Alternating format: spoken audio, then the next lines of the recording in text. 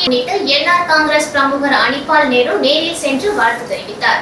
ராஜ்பவன் தொகுதி என்ஆர் காங்கிரஸ் சட்டமன்ற உறுப்பினரும் அமைச்சராகிய லட்சுமி நாராயணன் பிறந்த நாளை முன்னிட்டு ராஜ்பவன் தொகுதி என்ஆர் காங்கிரஸ் பிரமுகர் அனிபால் நேரு நேரில் சென்று சால்வை அணிவித்து பூங்கொத்து கொடுத்து வாழ்த்து தெரிவித்தார்.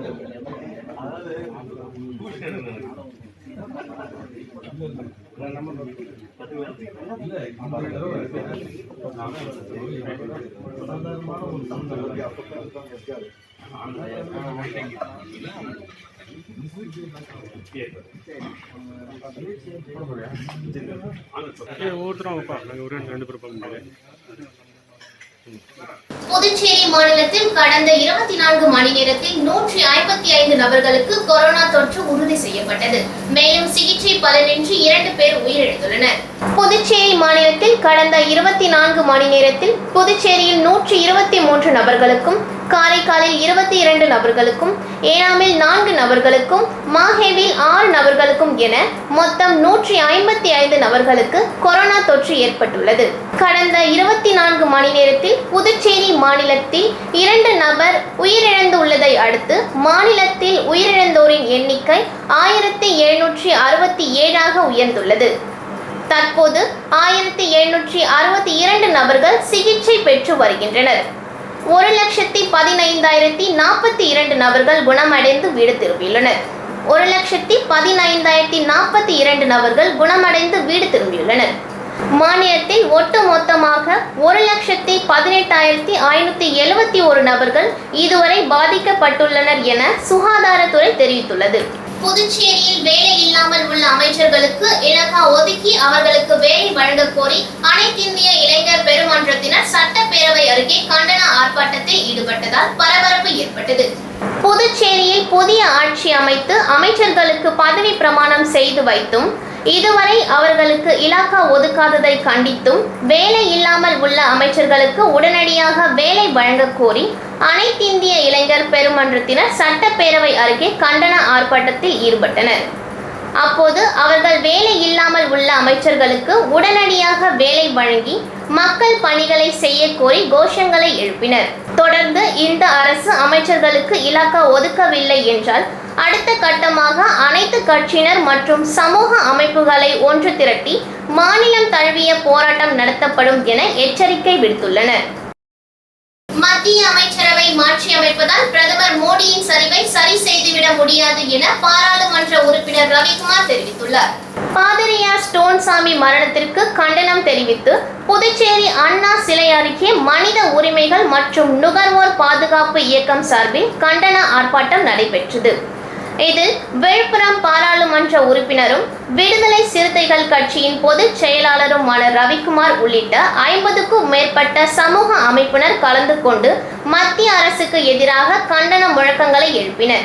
தொடர்ந்து செய்தியாளர்களை சந்தித்த நாடாளுமன்ற உறுப்பினர் ரவிக்குமார், மத்திய அமைச்சரவையில் இதுவரை தமிழ்நாட்டிற்கு பிரதிநிதித்துவம் இல்லாமல் இருந்ததாகவும் கொரோனா கட்டுப்படுத்துவதில் தோல்வியை மறைமுகமாக ஒப்புக்கொள்ளும் வகையில் மத்திய சுகாதாரத்துறை அமைச்சரையும் தேசிய கல்விக் கொள்கை நீட் தேர்வுக்கு எதிர்ப்பு உள்ள நிலையில் கல்வித்துறை அமைச்சரையும் மாற்றுகிறார்கள் என கருத்து தெரிவித்த அவர், பிரதமர் மோடிக்கு மிகப்பெரிய செல்வாக்கு சரிந்து கொண்டு இருப்பதாகவும் அமைச்சரவையை மாற்றி அமைப்பதால் பிரதமரின் சரிவை சரி செய்துவிட முடியாது. பாதுகாப்பு துறையில் கொண்டு வரப்பட்டுள்ள அவசர சட்டத்தை எதிர்த்தும் பாதுகாப்பு துறை தனியார் தனியார் மயமாவதை கண்டித்தும் புதுச்சேரியில் அனைத்து தொழிற்சங்கத்தினர் வ.உ.சி. பள்ளி அருகே கருப்பு கொடி ஏந்தி கண்டன ஆர்ப்பாட்டத்தில் ஈடுபட்டதால் பரபரப்பு ஏற்பட்டது. இந்திய பாதுகாப்பு துறையில் கொண்டுவரப்பட்டுள்ள அவசர சட்டத்தை எதிர்த்தும் பாதுகாப்புத்துறை தனியார் மயமாவதை கண்டித்து உடனடியாக அவசர சட்டத்தை திரும்ப பெற கோரி புதுச்சேரியில் அனைத்து தொழிற்சங்கத்தினர் காந்தி வீதி வ.உ.சி. பள்ளி அருகில் இருந்து சட்டப்பேரவை நோக்கி கருப்பு கொடி ஏந்தி பேரணி ஆர்ப்பாட்டத்தில் ஈடுபட முயன்றனர். அப்போது போலீசார் போராட்டம் தொடங்கும் இடத்திலேயே தடுப்புகள் அமைத்து தடுத்து நிறுத்தினர். இதையடுத்து அனைத்து தொழிற்சங்கத்தைச் சேர்ந்த 50க்கும் மேற்பட்டோர் கருப்பு கொடி ஏந்தி கோரிக்கைகளை வலியுறுத்தி கண்டன கோஷங்களை எழுப்பினர்.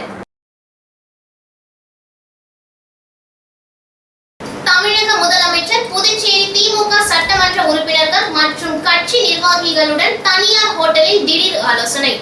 20 நிமிட ஆலோசனைக்கு பிறகு சென்னை புறப்பட்டு சென்றார்.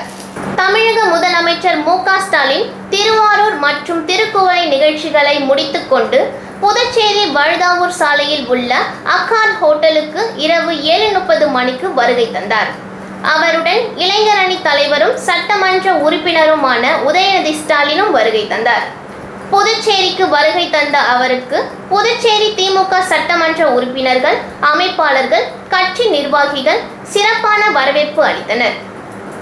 தொடர்ந்து கட்சி நிர்வாகிகள், சட்டமன்ற உறுப்பினர்கள் ஆகியோருடன் 20 நிமிடம் ஆலோசனை மேற்கொண்ட அவர் உடனடியாக சென்னை புறப்பட்டு சென்றார்.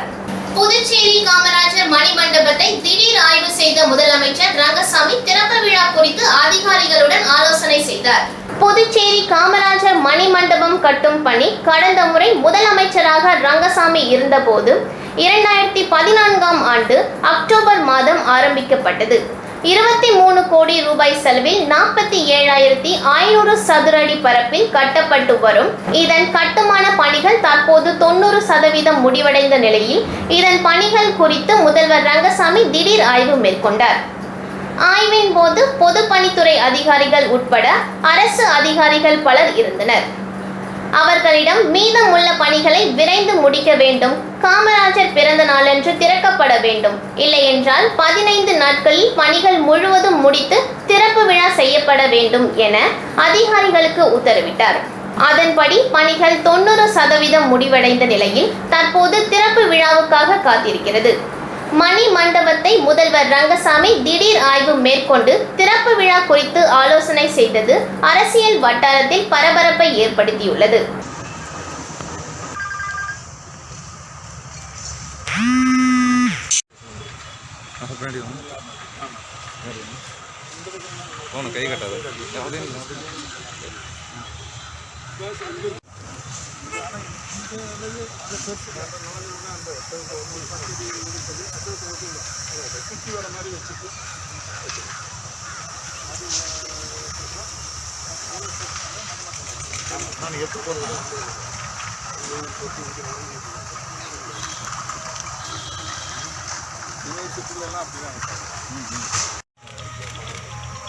கொஞ்சம் தள்ளி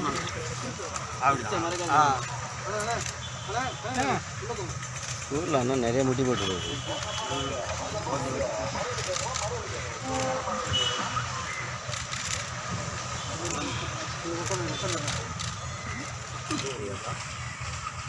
பணிகள்லாம் முடிவடைந்து வருகிறது. நல்ல மாணவர்களுக்கு உதவுகின்ற வகையில் இந்த மணிமண்டபம் சென்டர் அட்மிஷன் இந்த இடத்துல வச்சு அதே மாதிரி மகிழ்ச்சி இதனுடைய மதிப்பு சுமார் 23 கோடி ரூபாய். அதாவது பணி முடிக்கும் வரை 23 கோடி ரூபாய் அது இருக்கும். உங்கள் ஆட்சி காலத்தில் தான் வந்து இதுக்கு அடிக்கல் நாட்டப்பட்டது. இப்போ உங்களோட கனவு திட்டம் தான் இந்த காமராஜர் மணி மண்டபம். இந்த திறப்பு விழாவிற்கு வந்து தேசிய தலைவர்கள் யாராவது அழைப்பதற்கான வாய்ப்பு இருக்குங்களா சார்? அதாவது காமராஜருடைய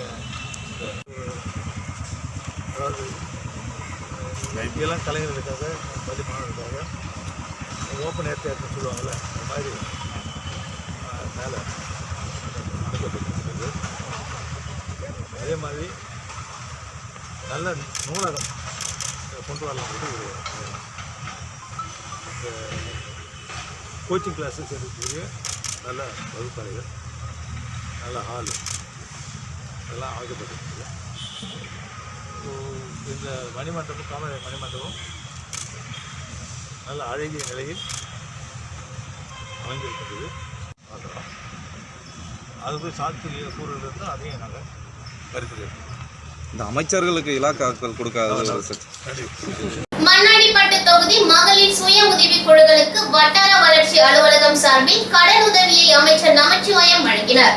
பில்லியனூர் வட்டார வளர்ச்சி அலுவலகத்தின் கீழ் மண்ணாடிப்பட்டு தொகுதியில் 303 சுய உதவி குழுக்கள் மற்றும் 4320 பெண் உறுப்பினர்களை கொண்ட 9 பஞ்சாயத்துகள் செயல்பட்டு வருகிறது. அவர்களின் வாழ்வாதாரத்தை உயர்த்தும் வகையில் சமுதாய முதலீட்டு நிதி மற்றும் நலிவுற்றோர் வறுமை குறைப்பு நிதியாக ரூபாய் 33,50,000 கடன் உதவியை அமைச்சர் நமச்சிவாயம் வழங்கினார். மேலும் விவசாய மகளிர் அபிவிருத்தி திட்டத்தின் கீழ் பண்ணை கருவிகள் மற்றும் வாடகை நிலையம் அமைக்க ரூபாய் 5 லட்சம் நிதியுதவி வழங்கப்பட்டது. இதில் பாஜக பிரமுகர்கள் முன்னாள் எம்எல்ஏ அருள்முருகன், முத்தழகன், தமிழ்மணி, அதிமுக சுத்துக்கேணி பாஸ்கர், நாசர், கண்ணன், செல்வகுமார் மற்றும் வட்டார வளர்ச்சி அலுவலக அதிகாரிகள் கவசம், குழந்தைகளுக்கு பிஸ்கெட் புதுச்சேரி சென்டாக் மாணவர்கள் பெற்றோர்கள் நலச்சங்க தலைவர் மு. நாராயணசாமி வழங்கினார். கொரோனா ஊரடங்கால் வேலை வாய்ப்பை இழந்து வருமானமின்றி குடும்பங்கள் பசி பட்டினியில் தவித்து வரும் புதுச்சேரி மாநிலம் ஏம்பலம் தொகுதி கரிக்கலாம்பாக்கம் பகுதியை சேர்ந்த தனியார் கல்லூரியில் பிகாம் படிக்கும் பழங்குடியின மாணவன் ஆண்டு கல்வி கட்டணம் கட்ட முடியாமலும் தொடர்ந்து படிக்க முடியாத நிலையின் பாதிப்பை மாணவனின் பெற்றோர் கூறி புதுச்சேரி சென்டாக் மாணவர்கள் பெற்றோர்கள் நலச்சங்கத்திடம் உதவி கேட்டதன் அடிப்படையில் புதுச்சேரி சென்டாக் மாணவர்கள் பெற்றோர்கள் நலச்சங்கத்தின் தலைவர் மு. நாராயணசாமி தலைமையில் மாணவனுக்கு முழு கல்வி கட்டணமும் 30,000 40 குடும்பங்களுக்கு அரிசி, முகக்கவசம், குழந்தைகளுக்கு பிஸ்கட் வழங்கப்பட்டது. நிகழ்ச்சியில் கரிக்கலாம்பாக்கம் குப்புசாமி, குமரேசன், சாரங்கபாணி மற்றும் மகேஷ் உடனிருந்தனர். வீடியோ எடுக்கிறேன், போட்டோ எடுத்து போட்டோ கேட்குறேன்.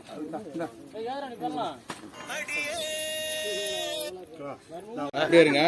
அம்மா அந்த மாதிரி திரும்ப, இப்படி திரும்பி நில்லுமா, இப்படி திரும்பி இந்த இப்படி போமா, அந்த மூலைக்கு போமா, அப்படி நில்லுமா, அப்படியே இருமா, அப்படியே அப்படியே அப்படியே அப்படியே இருமா, அப்படியே அண்ணா இருண்ணா, அப்படியே இருண்ணா, இல்லைங்கண்ணா. அண்ணா வேணாம் விடுண்ணா. சரிண்ணா, ஓகேண்ணா.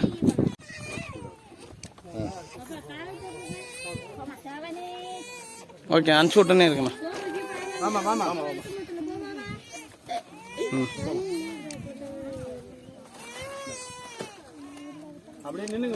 பாஜக அலுவலகத்தில் சட்டமன்ற உறுப்பினர் கல்யாண சுந்தரம் தலைமையில் கட்சி உறுப்பினர்கள் மற்றும் காரியகர்த்தாக்களை சந்தித்து குறைகளை கேட்டிருந்தார். பாரதிய ஜனதா கட்சி அலுவலகத்தில் வாரம் ஒரு முறை சட்டமன்ற உறுப்பினர்கள், அமைச்சர்கள், கட்சி நிர்வாகிகள் மற்றும் காரியகர்த்தாக்கள் சந்தித்து குறைகளை கேட்டறிந்து வருகின்றனர். அதன் தொடக்கமாக பலப்பட்டு சட்டமன்ற உறுப்பினர் கல்யாண சுந்தரம் தலைமையில் கட்சி நிர்வாகிகள் மற்றும் காரியகர்த்தாக்களை சந்தித்து குறைகள் மற்றும் கட்சி வளர்ச்சிக்கான ஆலோசனைகளை கேட்டறிந்தார். மேலும் சட்டமன்ற உறுப்பினர் அசோக் பாபு உடனிருந்தார். புதுச்சேரி ஆதி திராவிடர் மேம்பாட்டு வரைநிலை கழகம் மூலம் மாணவர்களுக்கு வழங்கப்படும் கல்வி கடனுக்கான ஆணையை முத்தியால்பேட்டை சட்டமன்ற உறுப்பினர் பிரகாஷ்குமார் பயனாளிகளுக்கு வழங்கினார். புதுச்சேரி ஆதி திராவிடர் மேம்பாட்டு வரைநிலை கழகம் மூலம் வருடந்தோறும் மாணவர்களுக்கு வழங்கப்படும் கல்வி கடனுக்கான ஆணை வழங்கும் நிகழ்ச்சி முத்தியால்பேட்டை தொகுதி சட்டமன்ற உறுப்பினர் பிரகாஷ்குமார் தலைமையில் அவரது அலுவலகத்தில் நடைபெற்றது. இதில் முத்தியால்பேட்டை தொகுதியைச் சார்ந்த பயனாளிகளுக்கு கல்வி கடனுக்கான ஆணையை தொகுதி சட்டமன்ற உறுப்பினர் பிரகாஷ்குமார் வழங்கி மாணவர்கள் கல்வியில் உயர வாழ்த்து தெரிவித்தார். இதில் திரளான மாணவர்கள் மற்றும் பெற்றோர்கள் கலந்து கொண்டனர். புதுச்சேரி மாநில பூர்வீக அட்டவணை இன இயக்கங்களின் கூட்டமைப்பு தலைவர் ராமலிங்கம் இன்று செய்தியாளர்களை சந்தித்தார். புதுச்சேரி மாநில பூர்வீக ஆதி திராவிடர் அரசு அலுவலர்கள் நல கூட்டமைப்பு மற்றும் புதுச்சேரி மாநில பூர்வீக அட்டவணை இன இயக்கங்களின் கூட்டமைப்பு தலைவர் ராமலிங்கம் இன்று செய்தியாளர்கள் சந்திப்பின் போது அவர் கூறுகையில், புதுச்சேரி அரசு ஆட்சி அமைத்து 60 நாட்கள் ஆகியும் இதுவரை இலாக்காக்கள் பிரிக்காமல் மக்களாட்சி நடைபெறாமல் மக்கள் பணி முடங்கியுள்ளது எனவும் கடந்த 10 வருடமாக எந்த அரசும் முழு பட்ஜெட் போடவில்லை. புதுச்சேரி முதல்வர் முழு பட்ஜெட்டை போட வேண்டும். அவ்வாறு செய்ய தவறினால் புதுச்சேரி, காரைக்கால், மாஹே, ஏனாம் ஆகிய 4 பகுதிகளை ஒன்றிணைத்து ஒரு மிகப்பெரிய போராட்டம் நடத்தப்படும் என்று தெரிவித்தார். புதுச்சேரி யூனியன் பிரதேச தலித் மக்கள் பாதுகாப்பு இயக்கம் சார்பில் திராவிட விதை இரட்டைமலை சீனிவாசன் பிறந்தநாள் விழா பல்வேறு தொகுதிகளில் நடைபெற்றது. புதுச்சேரி யூனியன் பிரதேச தலித் மக்கள் பாதுகாப்பு இயக்கம் சார்பில் திராவிடத்தின் விதை தியாகி இரட்டைமலை சீனிவாசனின் பிறந்தநாள் விழா அனைத்து பிரிவுகள் மற்றும் தொகுதி சார்பில் பல்வேறு இடங்களில் நடைபெற்றது. மாநில தலைவர் பிரகாஷ், ஒருங்கிணைப்பாளர் ராஜா ஆலோசனைப்படி நடைபெற்றது. அதன்படி அரியாங்குப்பம் தொகுதி சார்பில் சேத்திலால் நகர் பகுதியில் தொகுதி தலைவர் ரமேஷ் தலைமையிலும் சிவா, கண்ணன், முத்துக்குமரன், தினகரன் முன்னிலையிலும் நடைபெற்றது.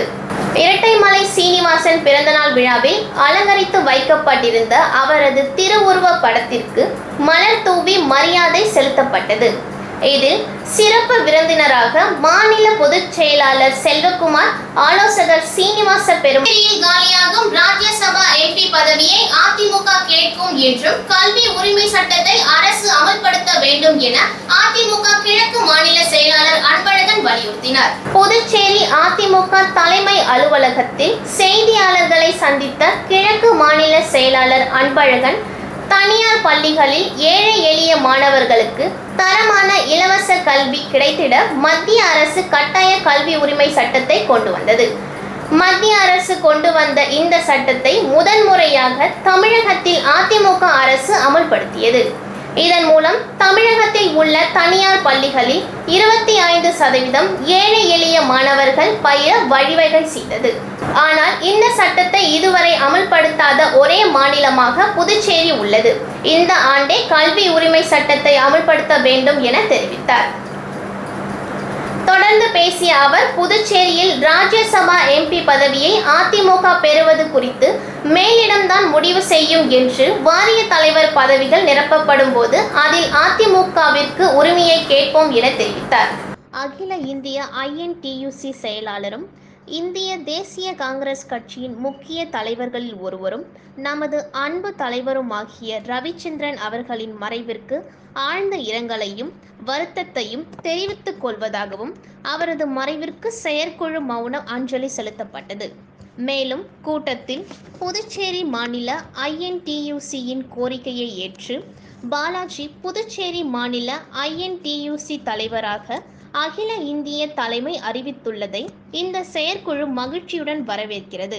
மேலும் இக்கூட்டத்தில் பல்வேறு தீர்மானங்கள் நிறைவேற்றப்பட்டது. அழைத்து விரைவில் நடத்துவது என ஏகமனதாக தீர்மானம் நிறைவேற்றம்.